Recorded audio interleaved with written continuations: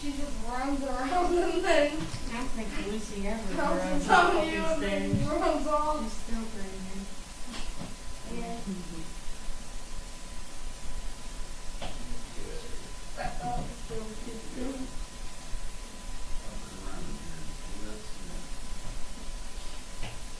Daryl didn't make it. No, he had a bad night. Didn't sleep.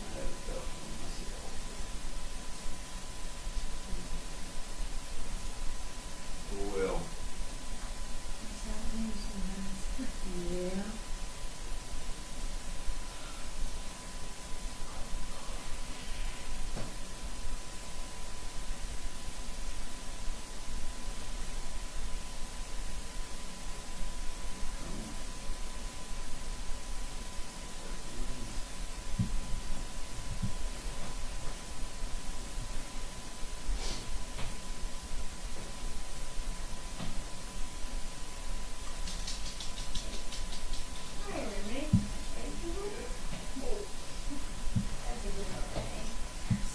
I think we're up and running.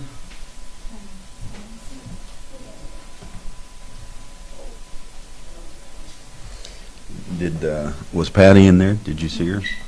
Okay, she's probably still getting ready. She was in there doing stuff and told her it's getting late. So she ran in there. Okay. Good to see everyone, and good to see Sister Denise and the boys with us today. And Brother Allen usually comes in just a little late. He has his seasonal work with the drive-in and the flea market. Yeah. Mm-hmm. And then I guess he's finished for the summer with the truant officer stuff. Yeah. So I don't think he starts that up till fall. yeah, so he's a worker, and so I'm sure he'll come in just a touch late. We've been going through the Aquarian age, a lot of different terms you could use for it. We used the throne room, which is the throne room is the mind of Christ, and in using the throne room, it gives you the context of the mind age that Brother Branham used. He said we'd come through the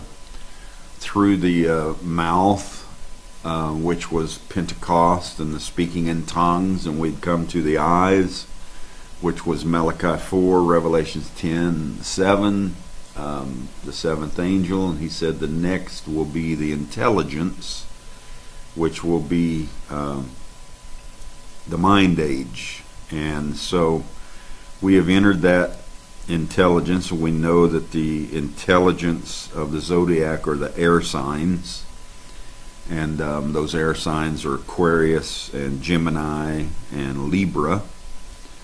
And Aquarius is the highest of intelligence, and then the Gemini is the next highest in the air signs, which puts it in the communication area. And then Libra is the governmental part of the mind age. So you have those three that are working themselves, and here a couple years ago I'd made mention that that it was really, we had moved into the Aquarian age. The whole earth has dropped into the Aquarian age, and then Gemini and Libra began to show up all over the earth about the time we dropped into the Aquarian age and started understanding it around 2011 on. And then Geminis began to show up all around the world, and I can't name them all off, but the majority of your leaders in the earth right now are Gemini, Libra, or Aquarian. You have a couple that are Capricorn and Taurus, which are your earth signs that are coming up. but your major leaders are all Gemini and Libra, and the nation itself. We talked on Friday about how the nation, our first president, was a visionary. He was Brother Branham talked about him and Abraham Lincoln, and he said they were kind of the nature of America. And if you know anything about George Washington and Abraham Lincoln, you know one was born on February the 12th and one was born on February the 18th, both Aquarian signs. So the nature of America is Aquarius, and this is the age we've moved into, is Aquarius. And it's a nation that wanted, its whole context and its whole beginning was to be free. And that is the nature of Aquarius. So we talked on Friday and we showed some visions that Brother Branham had and of this age in Aquarius, and you can go back and listen to those. And then we talked about George Washington and a vision that he had, and how we came through 3 perils. And those perils, those hard times, one was a Revolutionary War, one was a Civil War, and they're right in his vision. You can see them.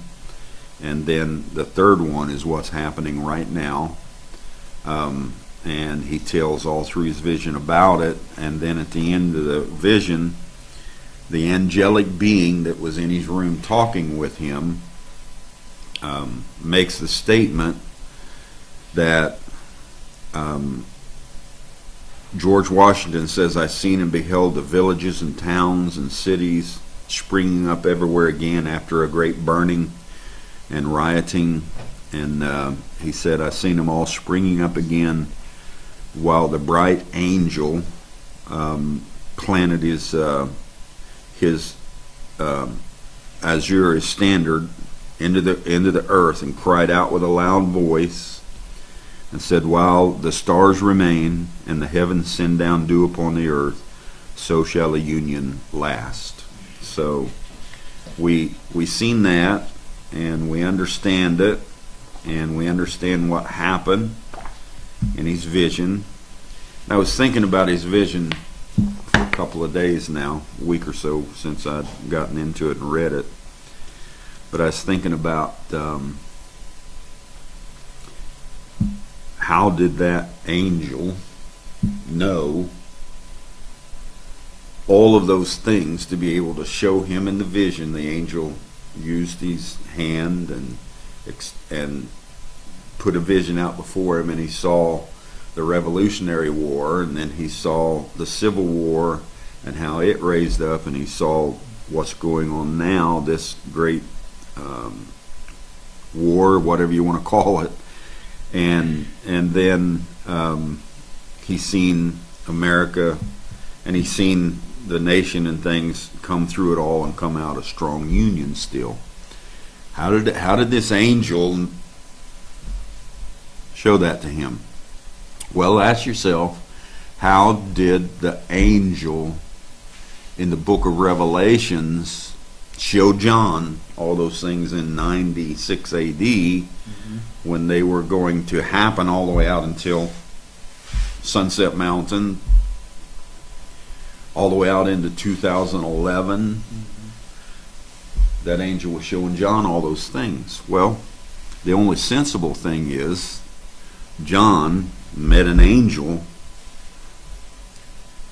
on the island of Patmos and was caught through the dimensions and met an angel who had the Aquarian spirit on him and could tell him all about all that they'd come through. And I think that's the same way with George Washington. He was an Aquarian. Maybe he met himself.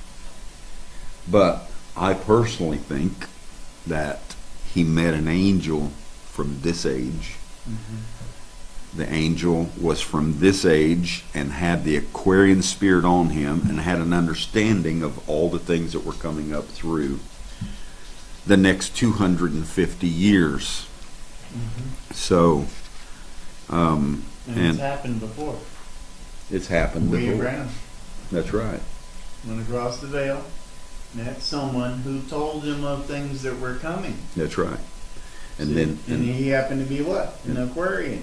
It's happened before. it's happened before, at least twice before. Yeah. So, and that's true. That's good. So we have this going on in order to give us encouragement and understanding, so that while we're standing in the middle of all this, I don't know, maybe George Washington was caught up into this little room from where he was at 250 years ago last Friday night, and he listened to everything. And then he wrote it down and said, I seen an angel, and he dealt with me, and I'll leave that alone. People will think I'm trying to make ourselves something again. But something like that had to happen.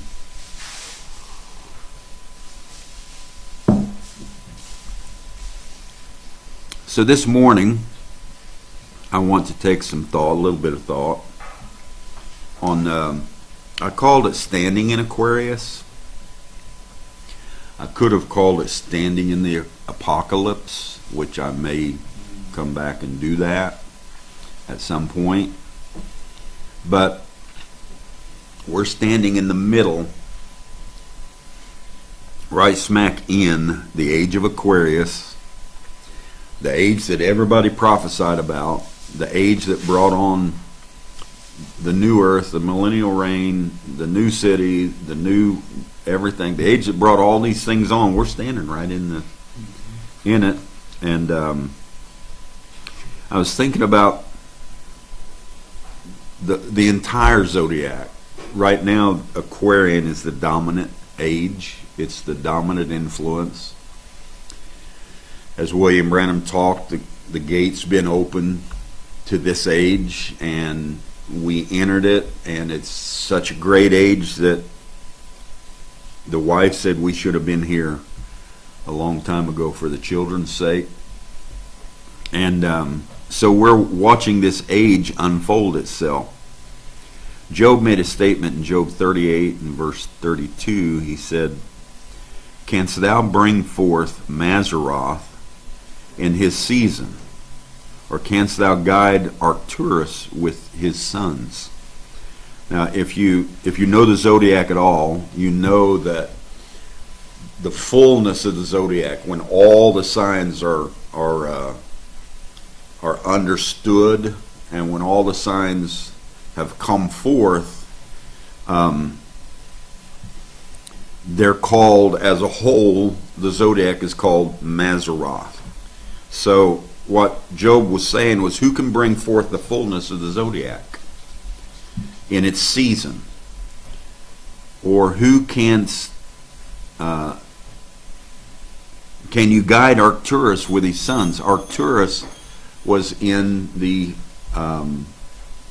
age of Sagittarius, in the house of Sagittarius.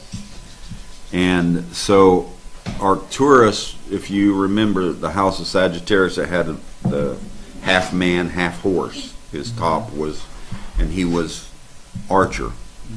And so when he makes this statement, "Canst thou bring forth the entire season of the zodiac in its fullness?" And who can guide Arcturus, which Arcturus nature, his emblem was the horse and so forth, and the half man, and the archer, but at the same time he had a nature, and it was I know. I know is right where I believe the entire cycle of the zodiac started, in Sagittarius. So what Job is saying is, who can bring forth the entire revelation of the zodiac and bring it with understanding in its season and open it up? And where did it all start? Where did it start being guided from. It was in Arcturus and Sagittarius. Now, when the zodiac is is operating, which it is every moment, it is moving retrograde. It's not moving clockwise, it's moving counterclockwise.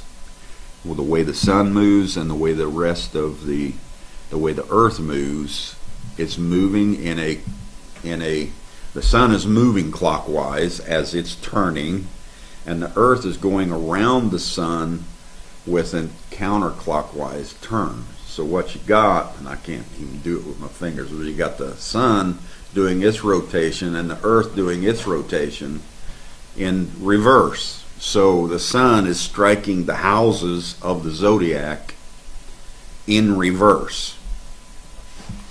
And I was thinking about it a little bit, and I thought, why would that be? But when I go and I read in the book of Genesis, it says that the evening and the morning were the first day. Like a reverse, we would say the morning and the evening were the first day. And you find so many things that are in reverse, and then I remember the angel dealing with me and telling me, you've got it backwards.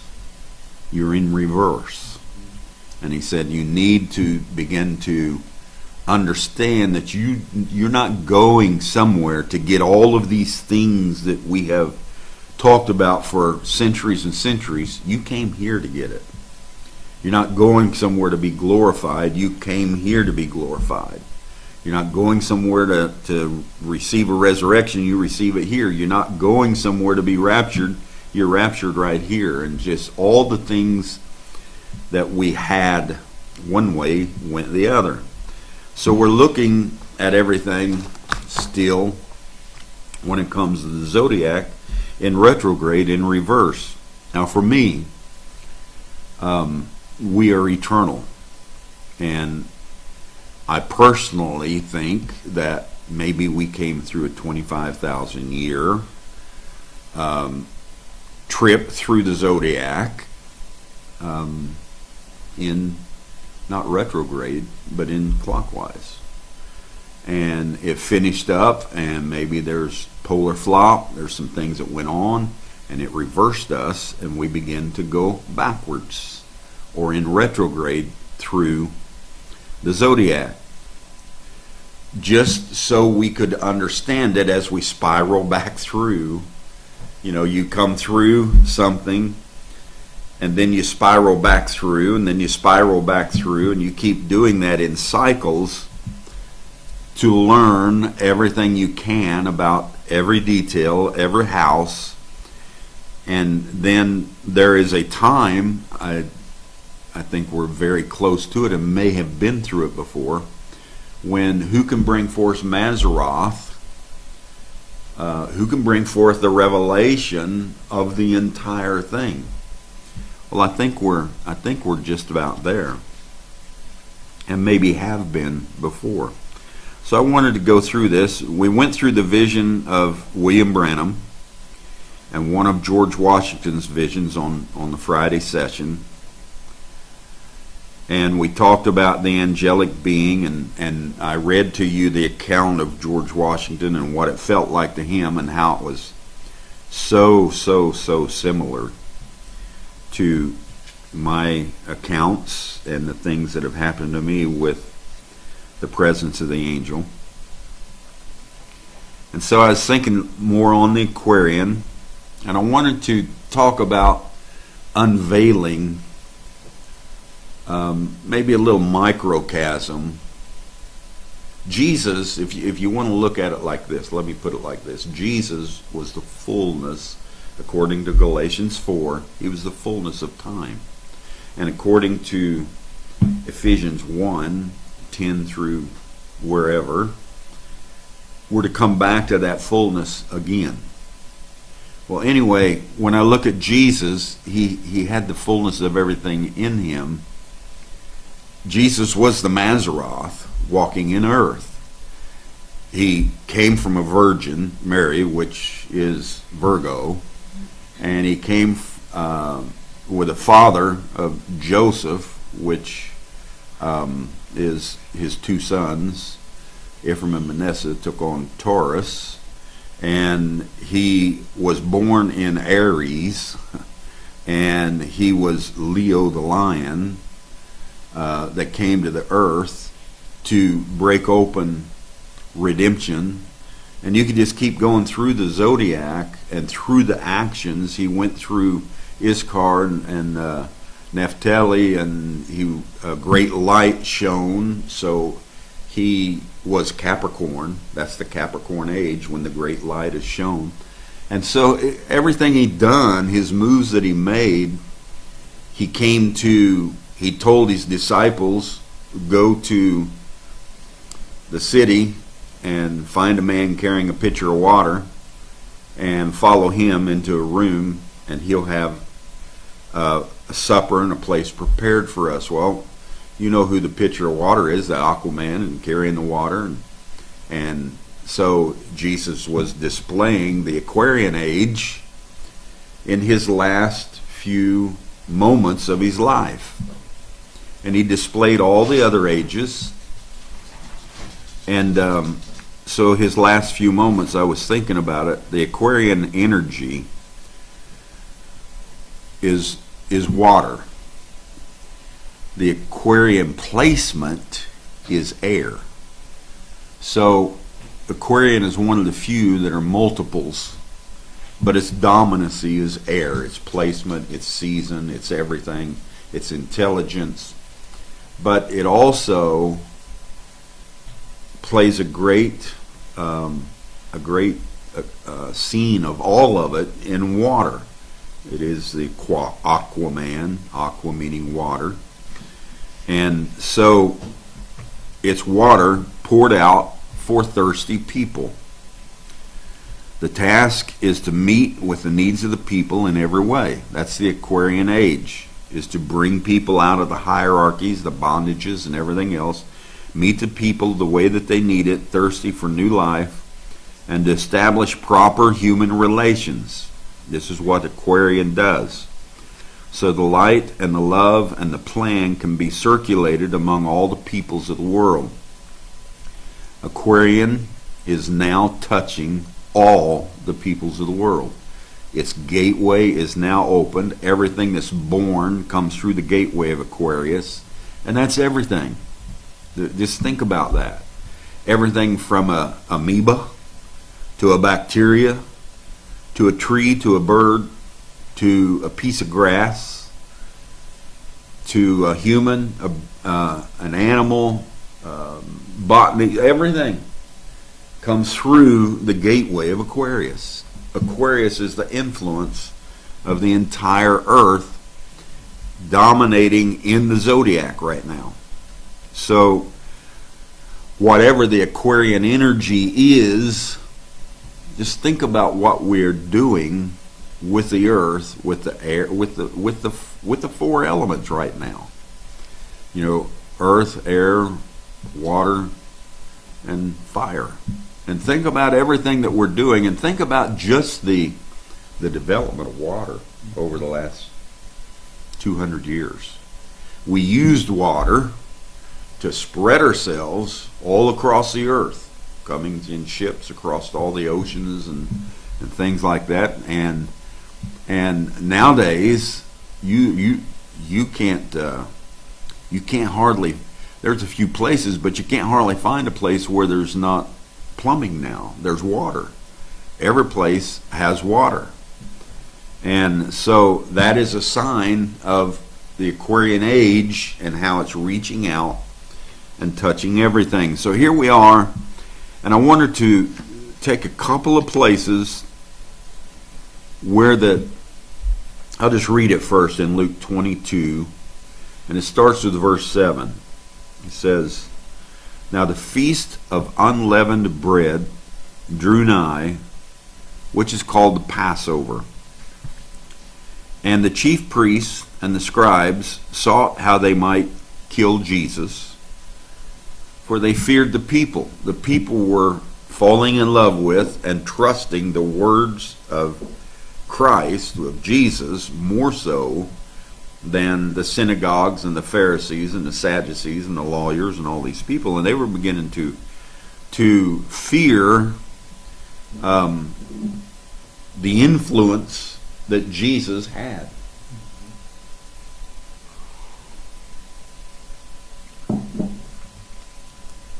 And then entered Satan into Judas, surnamed Iscariot, being of the number of the 12. So Satan entered Judas Iscariot. Now I know when you read that, you're thinking about a spirit that's flying around in the air, and it's a big boo devil, and it comes flying into Judas right about the time that Jesus looks like he's taking on a great influence. Satan's got to stop that. So he flies into Judas, and Judas goes haywire and runs out and just betrays Jesus in a horrible manner. Well, we're talking about, it goes on, it says, and he went his way and communed with the chief priests and the captains, how he might betray him unto them. And they were glad, and covenanted to give him money. And he promised and sought opportunity to betray him unto them in the absence of the multitude. Why would he do that? Because he didn't want anybody getting killed. He didn't want a public war. Just think about Judas. Then came the day of unleavened bread, when the Passover must be killed. So here's Jesus. Here's Judas, who for some time now have been thinking about how to bring all this power that Jesus has to the throne. All of this great authority that Jesus has on him. All 12 of them believed he was the Messiah. Judas was no different. He believed with all of his heart he was the Messiah. And if you go back in the history and you look at each one of them, some of them were fishermen, some of them were tax collectors, and some of them were book writers, and some of them, all kinds of different things that they were, doctors and so forth. Luke was a doctor. And so you go back and you look at them. Judas came from a military background. The history shows that. If you just look him up and you look all the stuff up about him, Judas came from a family. It was a military background, and they were servants to the Roman Empire, and Judas's family was serving the empire, and they were military, and Jesus chose Judas out of that, knowing that Luke would come to him under the auspices or under the influence of doctor. Luke would understand him in that manner, and Peter would come and with an understanding of his whole lifestyle of fishing, and Judas would come with his whole lifestyle of military, and Jesus was choosing all these different people. And when Jesus come to the point to where he was more influential, held more authority, had showed more sign of the power of the Spirit in him than any man on all the face of the earth, Judas made his mind up. He didn't make his mind up to betray Jesus in the manner that you think. He made his mind up to bring out this great power that was in Jesus. And the best way he could do that was, he was a military person, and he knew Rome and their military background, and he had worked with all the scribes and Pharisees and Sadducees and his family because they were military. And the way that he knew to do it was to exacerbate that situation, push that situation out there, and make a confrontation with Rome, with the military. Make a confrontation somewhere away from the people where nobody would be killed, because he loved people. and he was thinking how he would do it. And so he knew that Jesus was away praying. He knew all these things were going on, and he made his mind up, this is the time, and went into that garden expecting fully for Jesus to overpower them. That was his thought. He wasn't thinking he was going to go in there and have Jesus killed. Judas had seen, think about 3.5 years of what he had seen. He knew better than that. He knew if he knew that he could not overpower Jesus, he was going in there thinking that Jesus would conquer the military, conquer Rome, overstep the Sadducees, Pharisees, and lawyers. He had more influence and power than any of them. And he would take the throne that was promised Israel, and they would sit on thrones in Israel, and they would rule throughout the universe, throughout. Did that go off?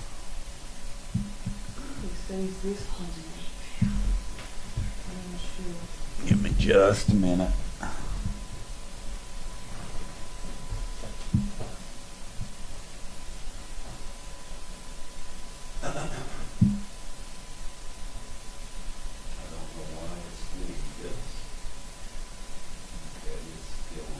Still on. Yeah. Okay. I'm not going to mess with it. So Jesus had all of this influence, and Judas was going to try and use this influence to bring the Messiah to his proper position. Mm-hmm. That was his mind. Mm-hmm. So then came the day of unleavened bread, when the Passover must be killed. And Jesus, this is Luke the 22nd chapter, and Jesus sent Peter and John, saying, Go and prepare us the Passover, that we may eat. And they said unto him, Where wilt thou that we prepare? Where you want us to do this thing? And Jesus says, Behold, when you are entered into the city, there you shall meet the Aquarian, a man bearing a pitcher of water. Follow him into the house where he entereth in.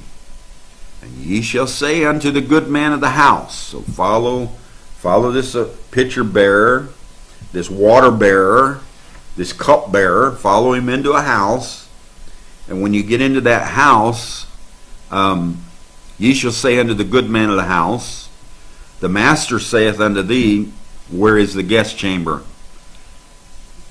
where I shall eat the Passover with my disciples? So at the time of the betrayal, and at the time of the changing of the guards, at the time to take his garments off and become something else, we enter the Aquarian age. We enter the house.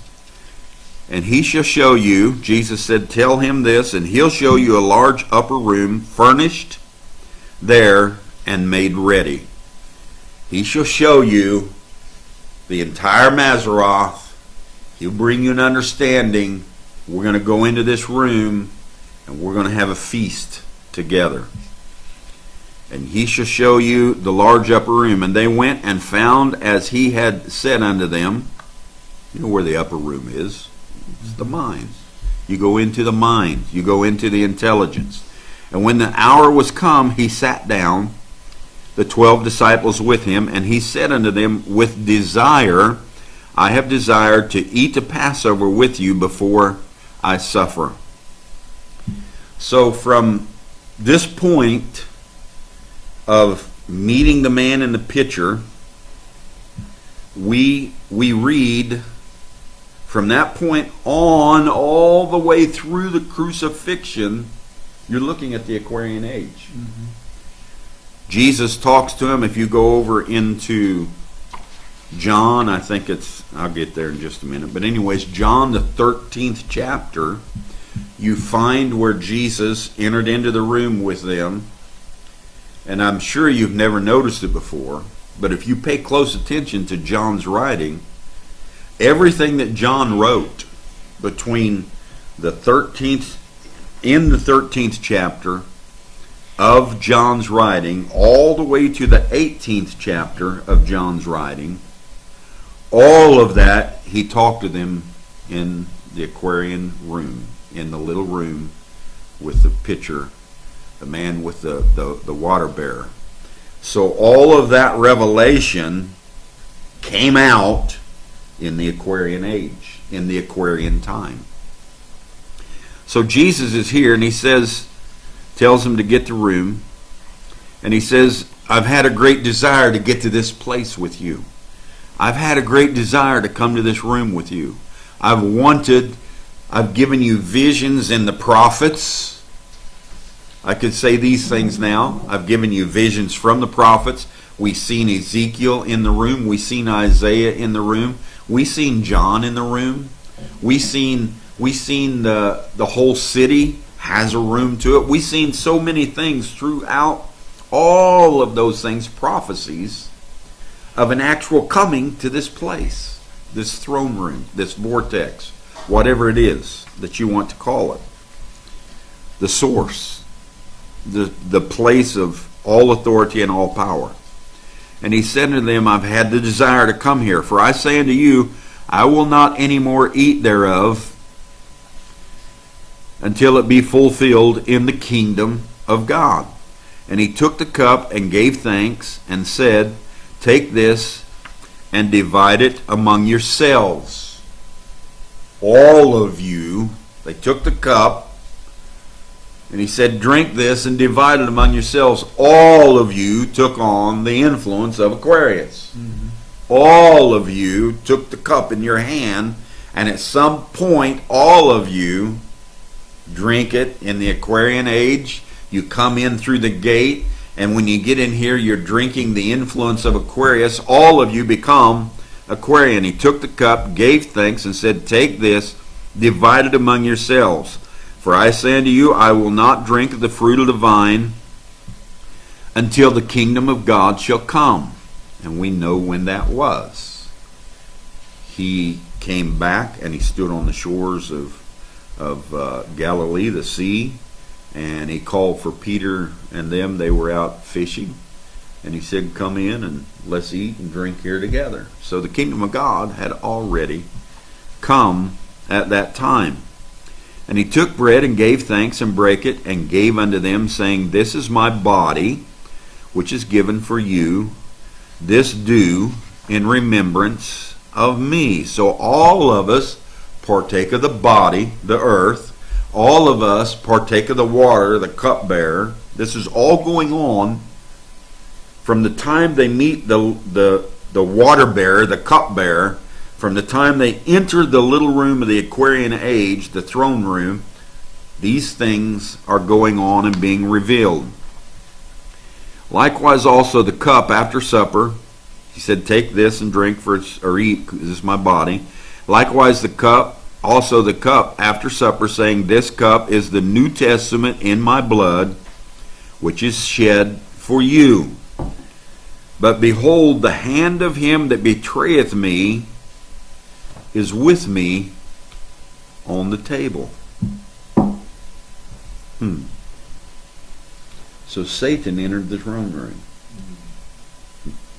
The hand of he that's with me betrayeth me. It's on the table. He that's going to betray me, I can tell you right now this morning, the hand that betrays me day after day after day is on the table with me right now. It's holding this crystal thing right now. It's going to get a drink of cup of coffee right now. The hand that betrayeth me is here with me always. Always. And truly the Son of Man goeth as it was determined. But woe unto that man by whom he is betrayed.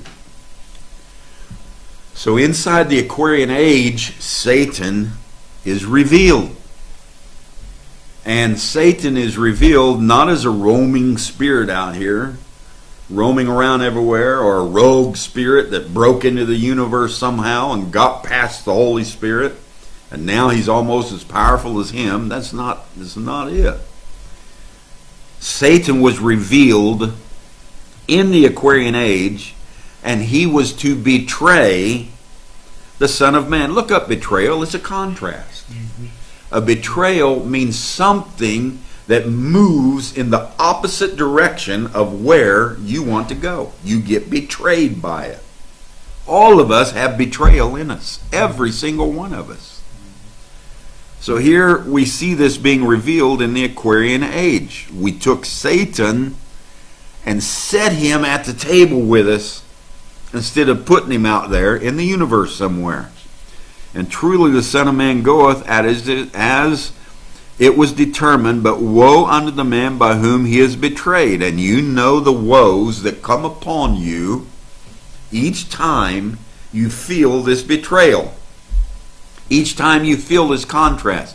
Each time you go in opposite direction of where you want to go. Each time you see somebody throw a rock through a window. It's you. You feel horrible about it. You see a house burn down. You see somebody get beaten in the streets. You see whatever you see going on, you if you got anything in you at all, you feel horrible about it.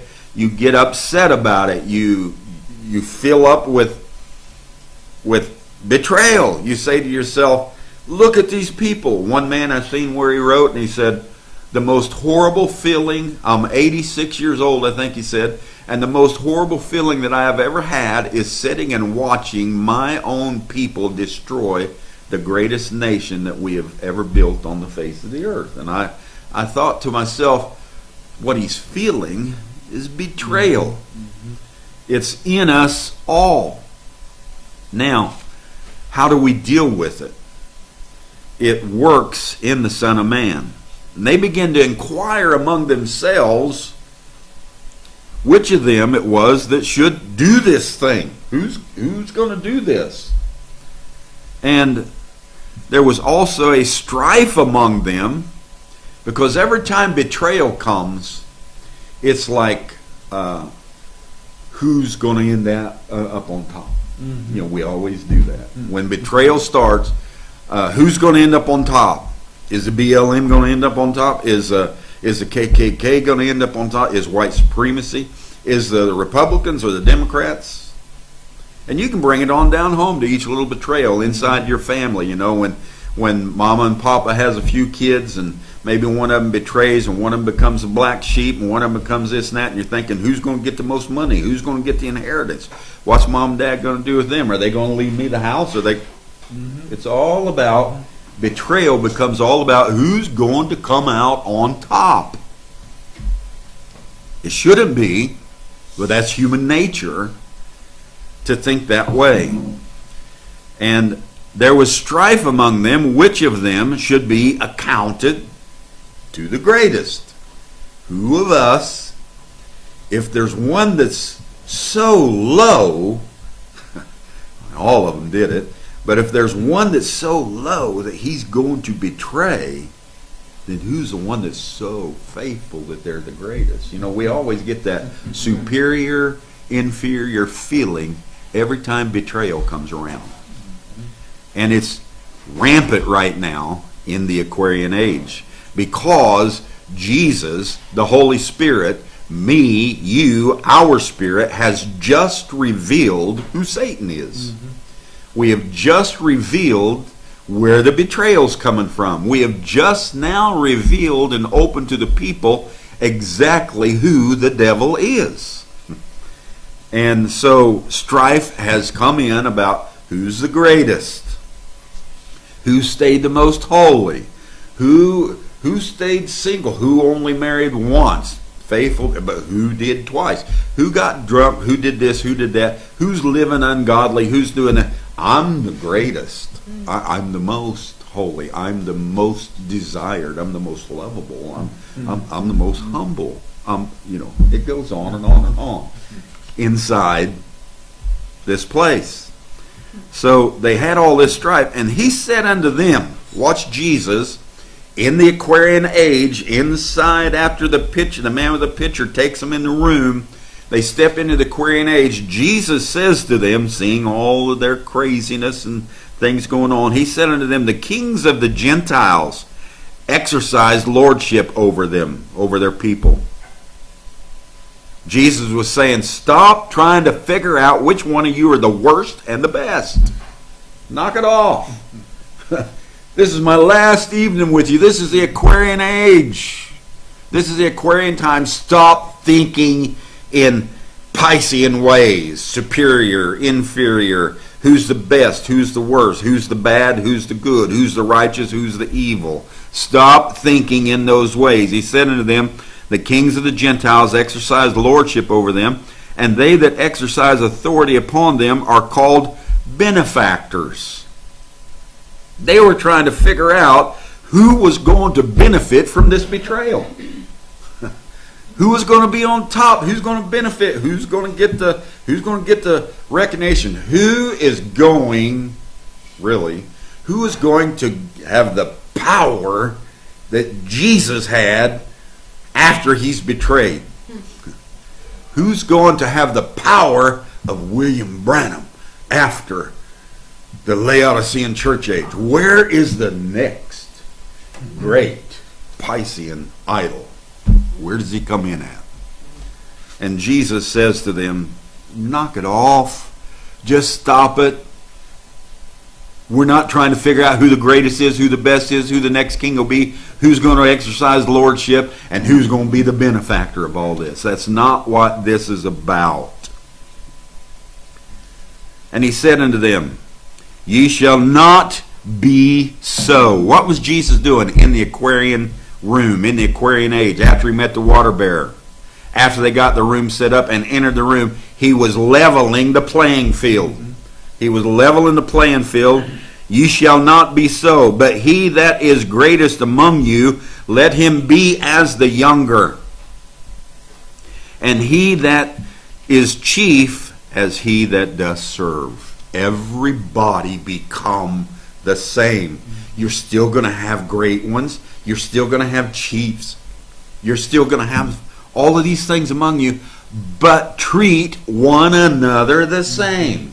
You're still going to have people that'll have gifts that are going to edify the body. You're going to have people that are going to bring understandings that will unite the body more. You're going to have that leadership, but treat one another the same. For whether is greater, he that sitteth at meat, or he that serveth? Is not he that satteth at meat, the guy sitting at the table eating, is he not greater than the one that serveth? And then Jesus says, but I am among you as he that serveth. I'm here serving you the cup. I'm here serving you the bread. I'm here doing all these things. And although you call me master, I'm being your servant. Mm-hmm. This is the whole Aquarian age. It brings down the hierarchy of Piscean. It levels out. It flattens the curve of all the authorities and everything else, and it brings it into all of us. Ye are they which have continued with me in my temptations, coming all the way up through. And I appoint unto you a kingdom, as my Father hath appointed unto me. I'm going to appoint you into a kingdom, that ye may eat and drink at my table in my kingdom, and set on thrones judging the 12 tribes of Israel. And the Lord said, Simon, Simon, behold, Satan hath desired to have you. Simon was the most boisterous. That's Peter. Simon was the most pushy. Simon had the hot head. Every time something come up, he wanted to grab a sword, do this, do that. I'll fight with the end. I'll kill him. I'll do this. I'll do that. Mm-hmm. Simon had all of these things. And Jesus said, Satan has desired you. and that he may sift you as wheat. And inside the Aquarian age, every nature, everything that you bring into this age, all of this contrast is going to sift you as wheat. It's going to break you down. It's going to take all of its situations and make you stop thinking about lordship, kingship, benefactors, all these different things that they immediately started thinking about at the beginning of this age. But I have prayed for thee that thy faith fail not, and when thou art converted, you know that was a slap in the face. Peter thought he was converted. When thou art converted, when you get out of the Piscean age and you actually convert over into Aquarius, and you are actually doing the things that a real Aquarius nature and spirit does, strengthen the brethren. That is our commission. Strengthen the brethren. I don't care how poor you are. I don't care what level or class you came from. I don't care if you live in a first, second, or third world country. I don't care if you're male or female.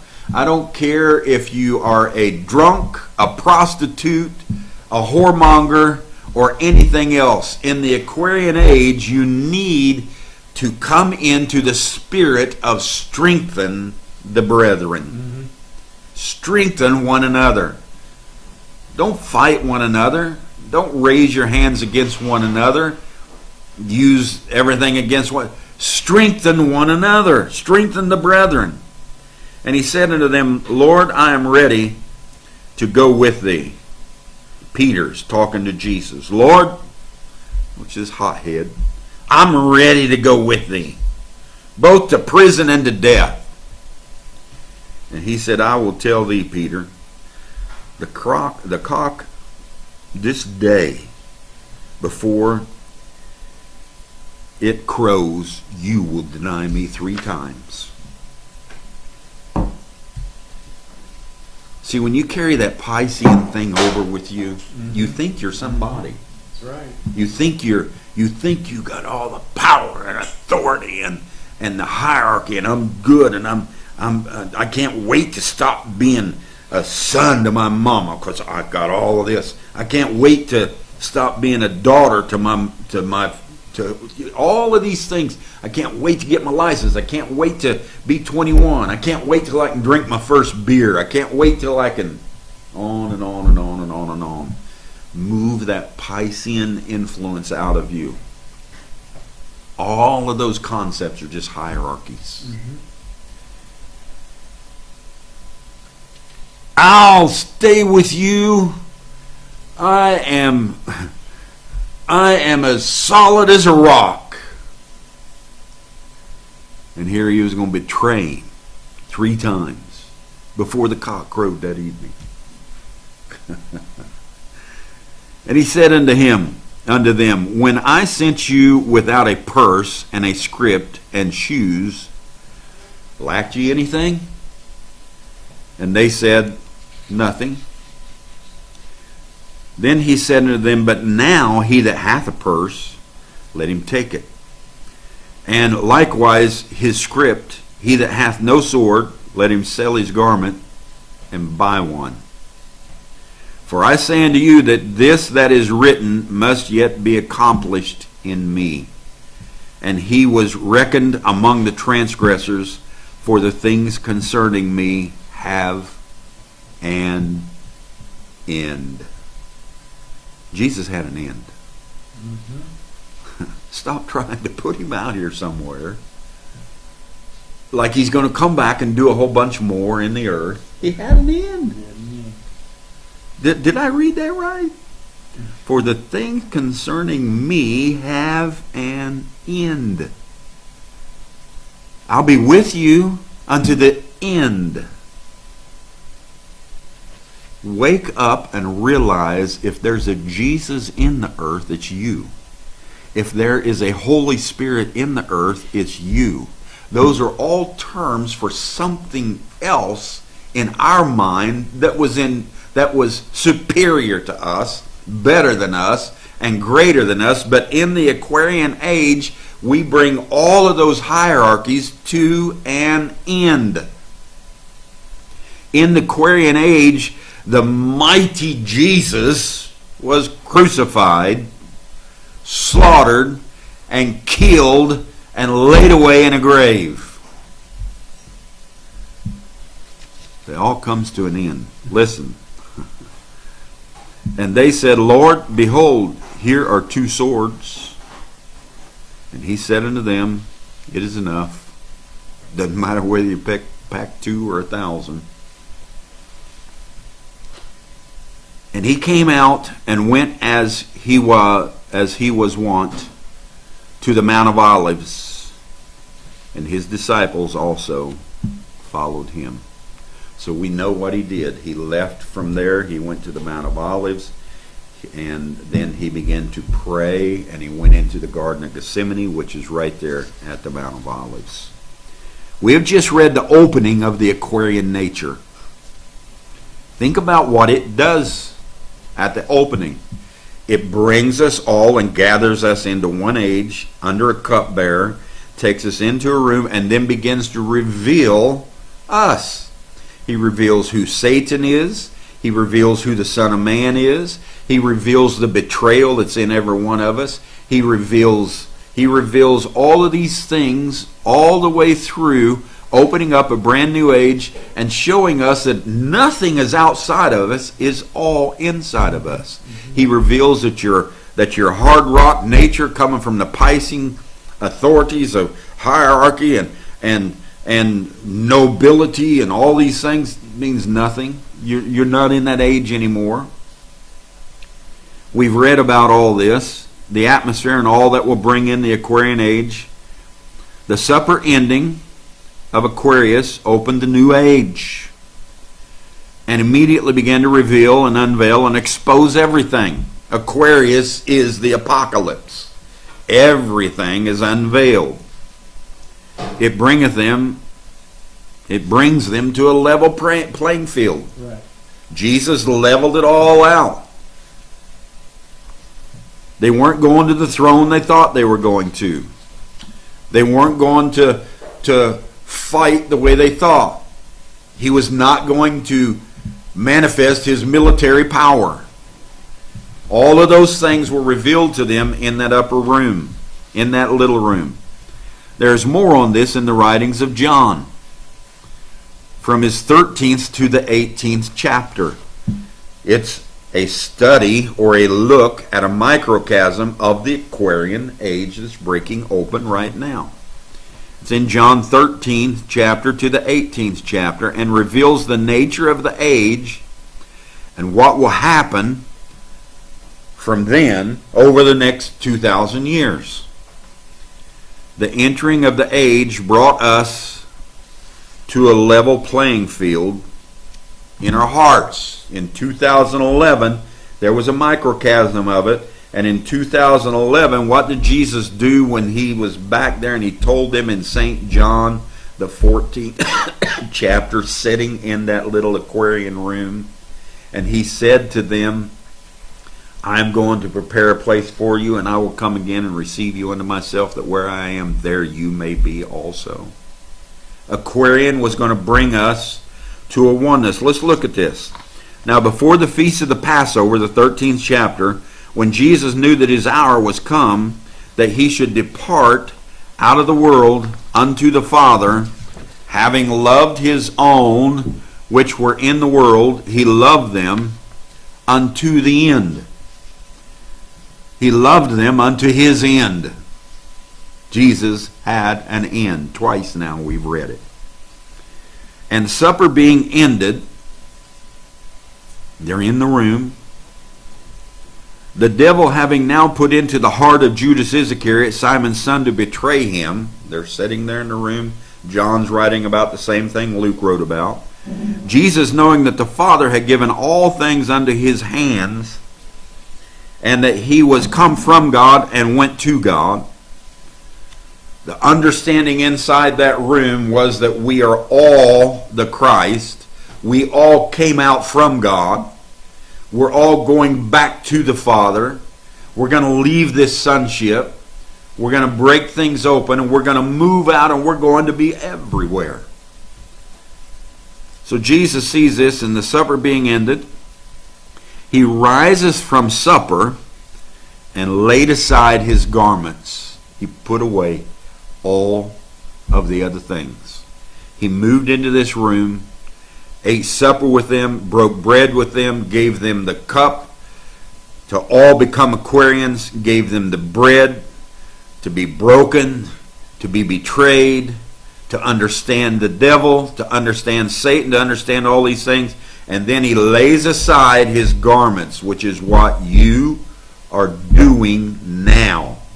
In the Aquarian age, you are laying aside all of your old garments.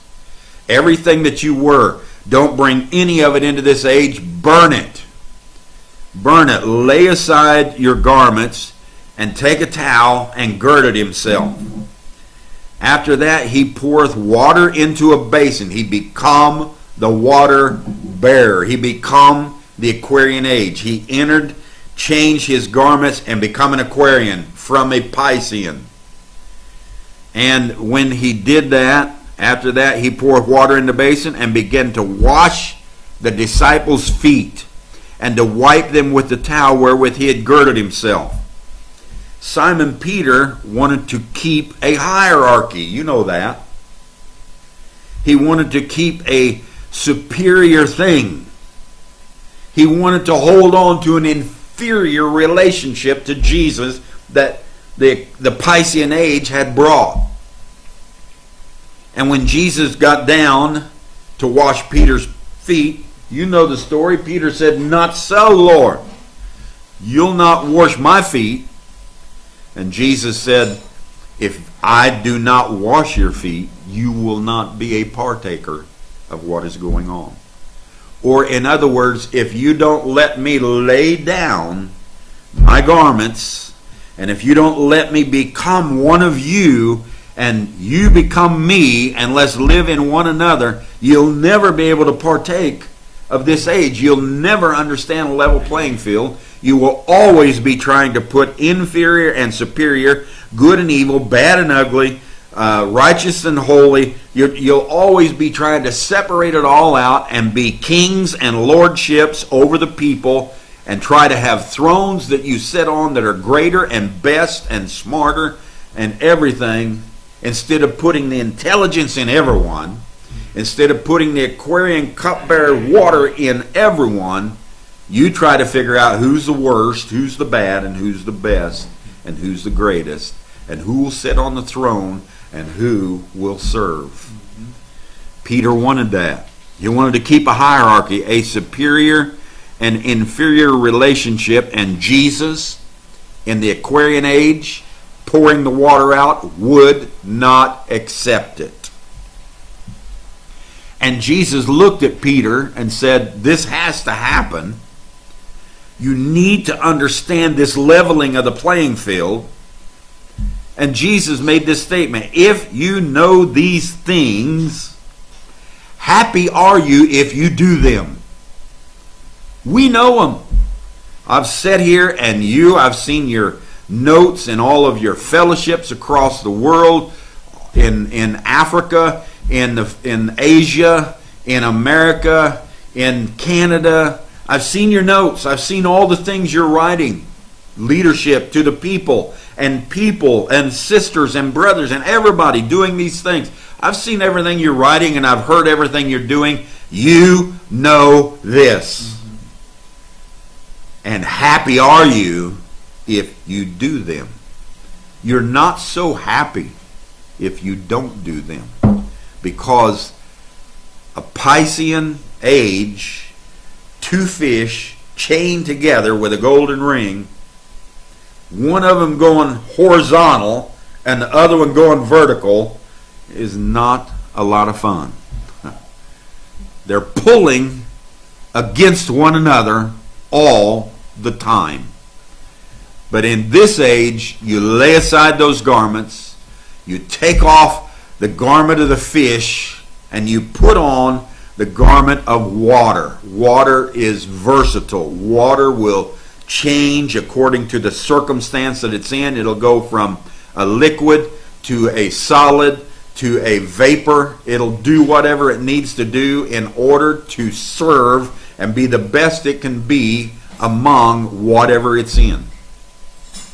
Water will seek where it can do things for you all the time. The Aquarian age. So we see this. Jesus says, know these things. Don't be kings. Don't be lords. Don't fuss and fight over who's inferior and superior. Don't try to figure out who's the best and the worst. Don't try to do these things. Change your garment and gird yourself in a way of serving one another, of loving one another with full authority. You call me master, and so I am.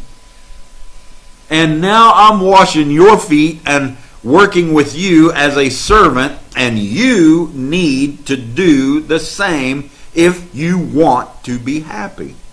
Look at all these people that are unhappy. You know why they're unhappy? Because they're trying to figure out who's the greatest, what color's the best, who's the strongest, who gets the best privileges, who gets the most benefits, on and on and on and on. It's all around us. The Aquarian age is opening up. Once Satan is revealed in this chapter 22, and then John's writings from the 13th chapter all the way out to the 18th chapter is all taking place inside that little room. Satan is revealed, and he is the one who sits at the table and eats with him, dips his hand into the sop with him. Jesus didn't try and run him out.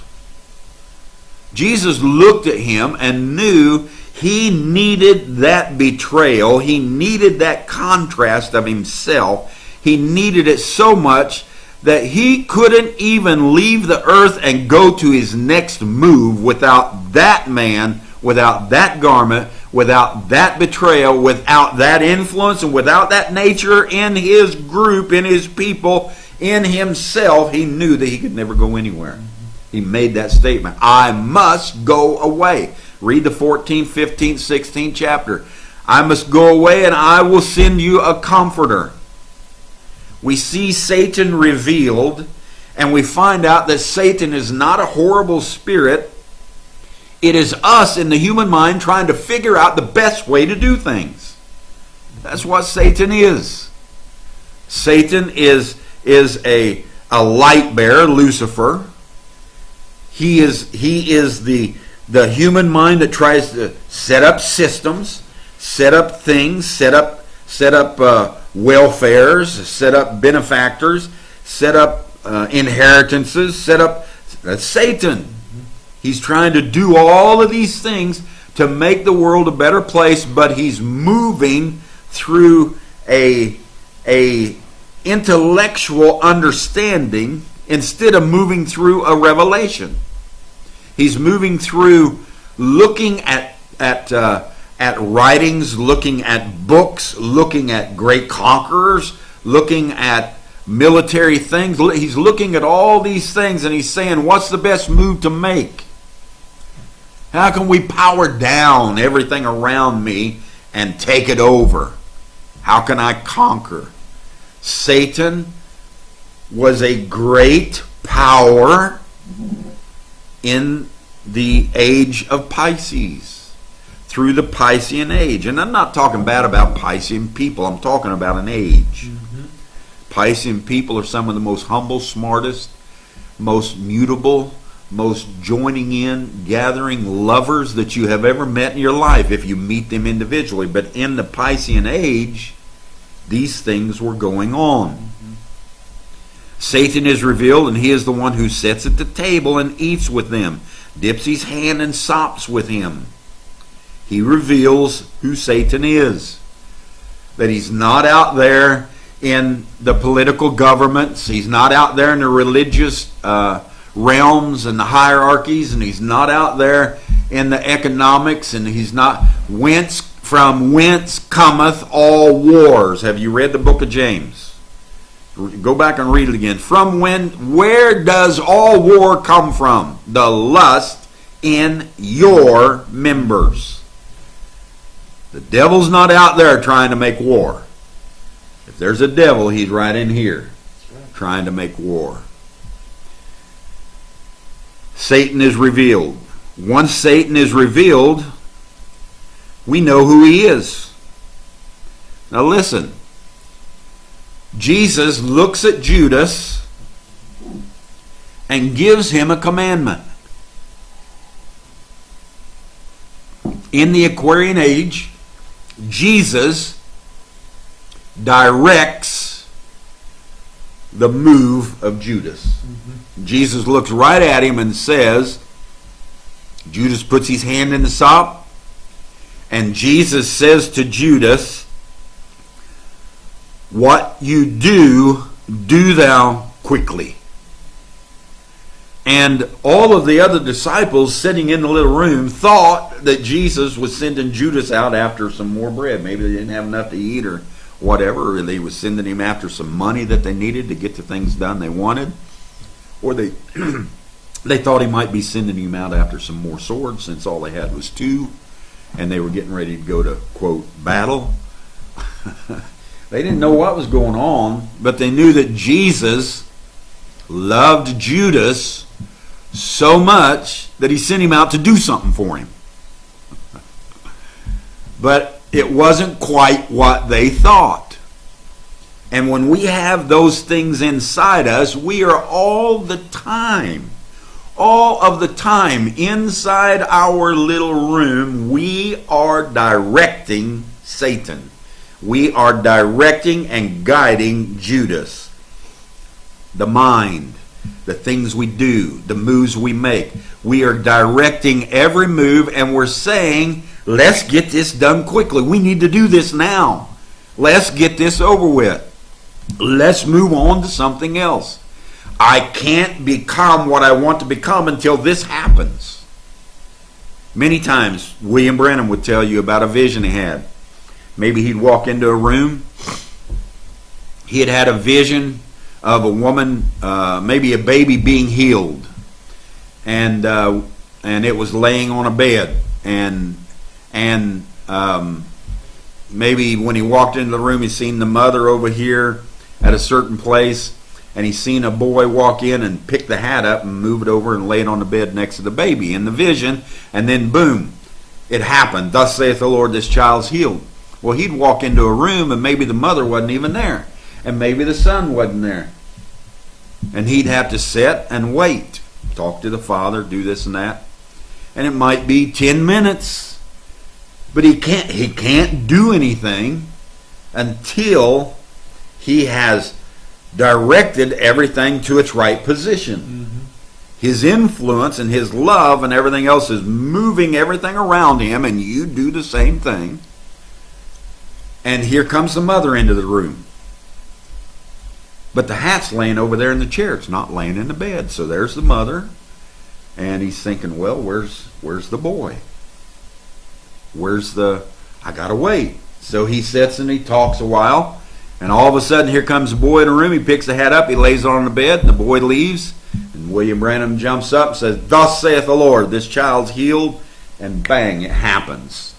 But he had to wait until everything was directed into its right position. And Jesus knew that he needed the betrayal of Judas in the throne room with him, guiding it and telling it exactly what to do all the time, all the way through. And you are doing the same thing because it is your human spirit, and humanity has an attribute in it of betrayal, of contrast, of war, and you need to direct it into the nature of this room, the nature of the throne.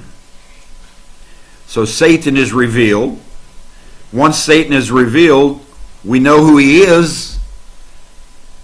Go do what you're going to do quickly. And then he turns to the rest of them and he says, now the Father can be glorified in the Son. Until we understand who we are and that we are directing everything, there can't be much glorification. Because you know what you'll do with it? You'll take that glorification and you'll lift it up and you'll try to be somebody with it. You'll say, I'll stand next to you, I'll bear the sword, I'll do this, I'll do that.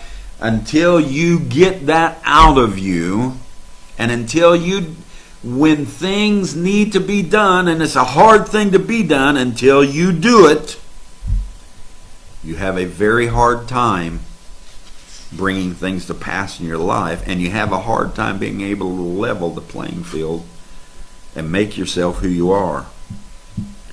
The Son of Man can now be glorified.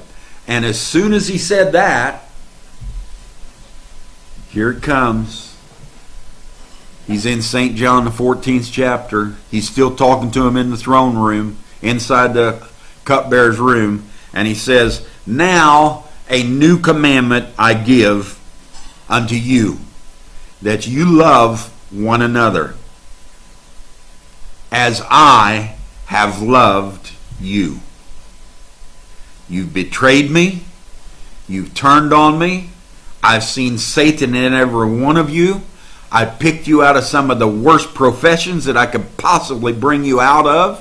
I've done all sorts of things for you, and for the last 3.5 years, I have loved you through your ups and downs. I've had to tell you about the satanic things that are in you. I've had to talk to you about many, many things, about all these kingships and about everything else. But now I'm giving you a new commandment, and that is that you look past all of one another's faults and you love one another.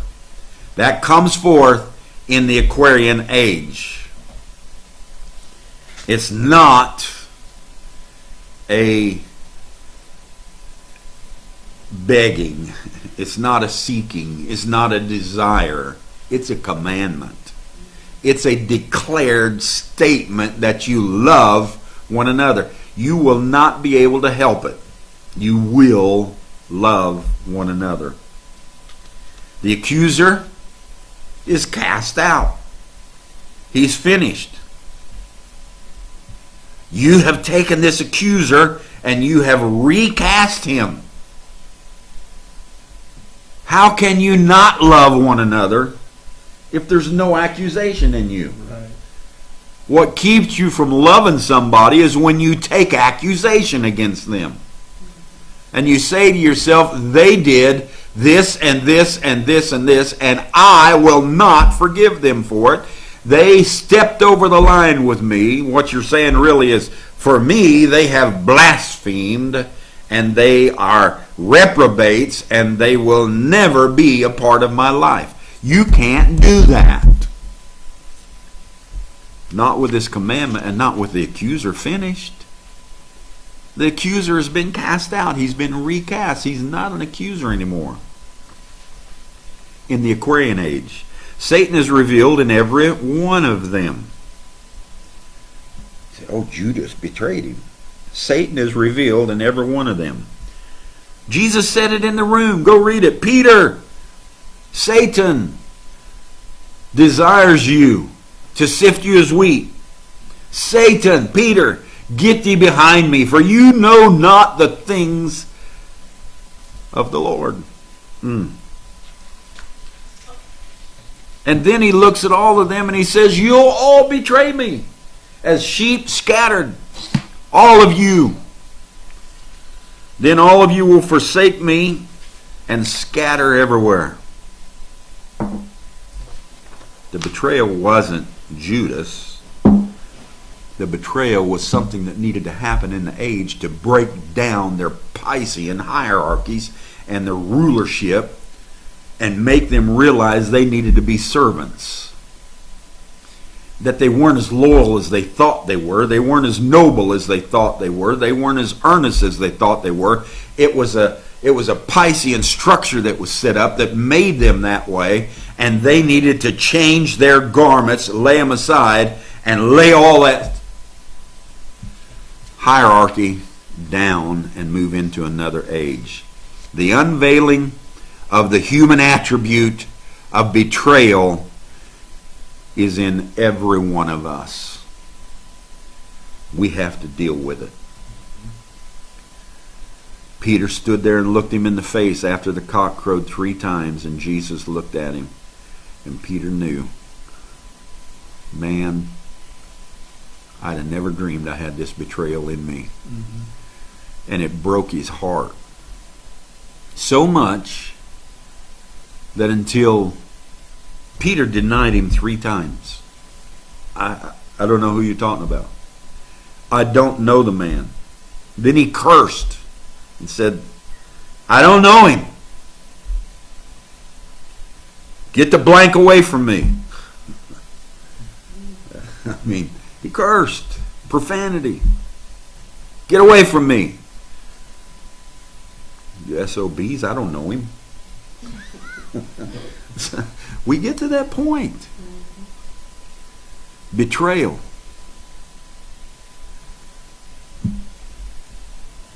And Jesus is talking to him on the seashore, and he says, Peter, let's take a little walk.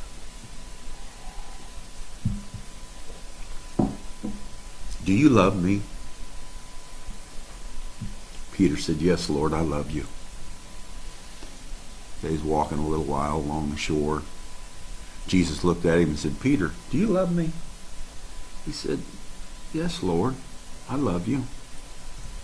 They walk a little bit, talking, and Jesus looks at him a 3rd time, says, Peter, do you love me? He said, Lord, you know I love you. What was Jesus doing?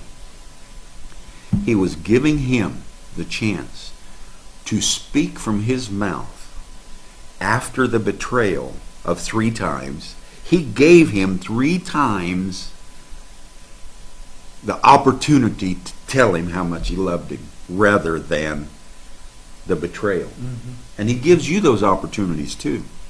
He gives them to you in life. A betrayal comes up, you feel horrible about it, you think to yourself, I wish this hadn't happened. And he'll lay out opportunity after opportunity in front of you to be able to move beyond that and become a better person and raise yourself in consciousness and become so much greater. He'll give you that. You'll give it to yourself times to be able to step past the horrid situation of a betrayal. In the 15th chapter, Jesus says, I am the vine, ye are the branches. He's still in the little room. He's still teaching them. They've ate the cupbearer. They've drank the wine. They've ate the bread. They're sitting in the little room. They come to the 13th chapter, the 14th chapter. I'll send you a comforter, the 15th chapter. I am the vine and ye are the branches. What's he saying to them? In the Aquarian age, there's going to come a connection. Mm-hmm. Everything is going to be connected. If you've looked at fruits, trees, anything that has vines in it, have you ever looked at how everything, it's least little details, everything is connected in such a way. And Jesus is saying, I'm the lifeblood. I'm all these things. And through me, through the Maseroth, through all of these great things, we're connected one with another. Mm-hmm. And the same life that's in me is flowing through you. It's not a different life. It's the same life. Mm-hmm. And he comes to the 16th chapter and he begins to talk to him about the Comforter and how it's expedient that I go away. I must be betrayed. I must be killed. I must die on a tree. I must have all these things to happen to me, because if I go not away, the Comforter cannot come. And it's expedient that I go away. For if he doesn't come, you're never going to understand who you are. You've got to go through the betrayal. You got to go through these things, catch an understanding of who you are, and the comforter, the rest, the relaxation, the seventh seal will keep you. The seventh seal is you on the inside of you, breaking itself open and realizing all these things are you. And then he comes to the 17th chapter. He's still in the little room with them. He's still talking. And he says, Father, make them one, even as we are one. Glorify them with the glory that you and I had before the world was. And he makes them one. He declares them to be oneness.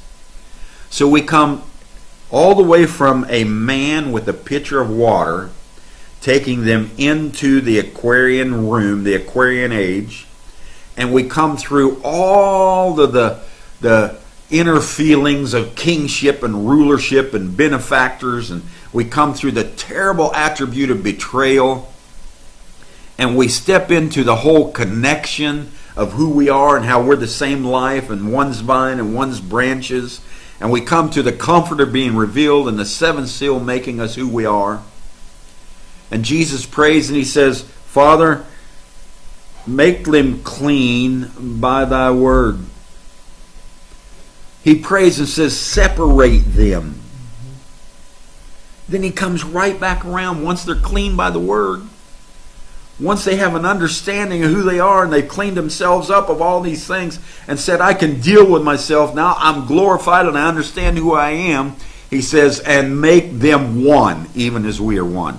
We've come in to that Aquarian oneness now. I in you, 16th and 17th chapter, you in me. We are one. This is a great understanding. And you can go read it for yourself. And it says, he starts out in the 13th chapter in the little room after they read Luke 22 and then come over and read John 13 through up to 18. And the 18th chapter it says, and he got up and went to a garden. He left from the little room revealing all these things of the Aquarian age. And then he moved to the garden. He submitted himself in total surrender. He went through the worst 12 hours of his life. And he died on Calvary. And everything that he told them in the little room was now made available to them. Everything that he told them in the little room. When he hit that time of death on Calvary, it was all made available to them, and they moved into the upper room. They moved into the understanding, and it began to break down through the Piscean age, and now here we come in the real age of Aquarius. We are the Mazzaroth. We're bringing it forth in its season. We started in Arcturus, in Sagittarius, in the I know, in the knowledge, and we have moved all the way through to the 11th house, the Aquarian age. And we are going to set up, with our intelligence and with our mind and with our understanding, we're going to set up a beautiful place to live and bring in the great light, the Capricorn age, and live here in equality, in love, with one another, in a greater way than we have ever lived in this earth before. It's a great day that we're in. It's a great understanding. I hope that I've helped you with it. Read Luke 22. From the time the man with the pitcher on through till he's finished in that room. Then go over to St. John 13 and read from the time they enter that room until the 18th chapter where he gets up and goes to the garden and begins to pray. And you will be reading a microcosm in Jesus and the disciples' lives of the Aquarian age. You will be reading exactly what's going on now as we stand in Aquarius. standing in Aquarius now. We're not a microcosm. We're not a type. We're not a pattern. This is the Aquarian age. This is the true standing in Aquarius. And it doesn't look a whole lot like what we expected. We'll want it to. That's right. In our mind, thinking the way it is, we're thinking that it's supposed to look a different way. But it's not. We are to be. Used to say, to be or not to be. No, this is it. The nature of this age is to be. It's who we are. I hope I've helped. We'll still be looking at a lot of these things. I do want to say, isn't this weekend coming the 4th of July? Yes. And my son is wanting me to go with him and be gone just a few days. So I told him I would. You know, he and I we love one another, and we spend the time when we can together, but he has 2 jobs, and so he's going to be off. And he said, Dad, can you go with me? And I said, I will. And I know you're going to be gone. Yeah. And I know Alan has some special things that are happening with his work through the weekend. So what I'm going to do is we're not going to have a Friday or a Sunday fellowship over this 4th of July weekend. I think Friday's the 3rd, Sundays or Saturday's the 4th, Sunday's the 5th. So the 3rd and the 5th we're not gonna do a fellowship. And I just wanted to let you know ahead of time. And I will also announce it and put it on Facebook for those of you that are like me and you forget and come 1 or 2 or 3 in the morning. You're going to sit there trying to get on, and we're not going to be on. Right. So we will not be on the 3rd or the 5th, and we will be back the following week. Right. So think about this. Take the time to read. Put yourself not just in Jesus' position, put yourself in every one of their positions, because all of them are the Aquarian age. You have some Peter in you. You have some John in you. You have some Judas in you. You have some Jesus in you. It's all Aquarian. Put yourself in there and begin to deal with all of these things, the betrayals, the attributes, the love, the hate, the rulership, the lordship. What did he say about all those things? Where should we be in all those things? The benefactors. Where should we be? Yeah. Love you all with all my heart.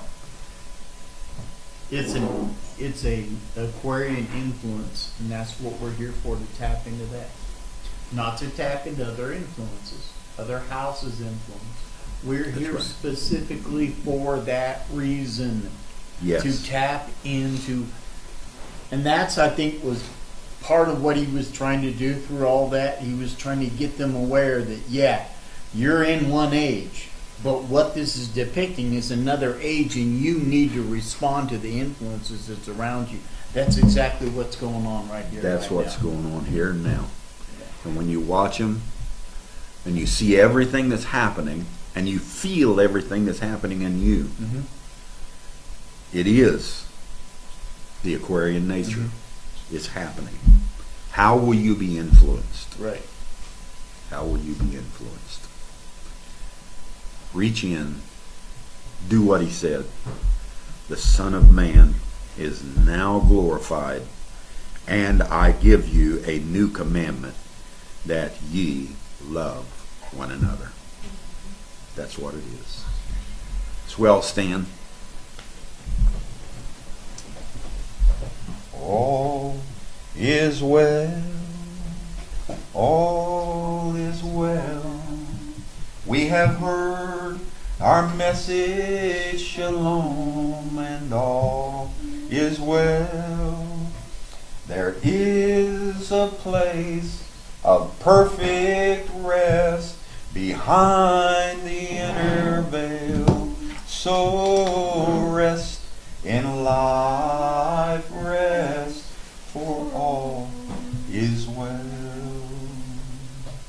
in the authority of Christ and where we stand and who we are. In the revelation of this Aquarian age, of this throne room, we accept everything that is ours, our finances, our health, our love, our attributes. We accept them, and we accept the fact that we need to deal with some of them and make us a better people in humanity in Christ.